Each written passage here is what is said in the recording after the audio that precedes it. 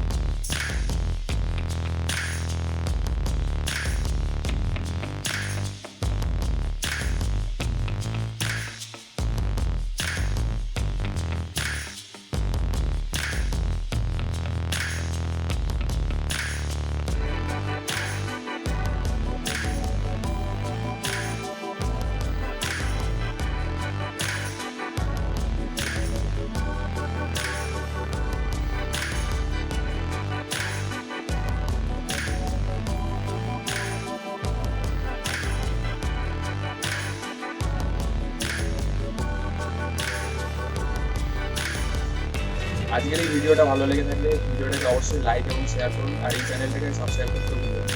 আজকে এই পর্যন্তই, আবার হাজির হবো নতুন একটা ভিডিও নিয়ে। বাই।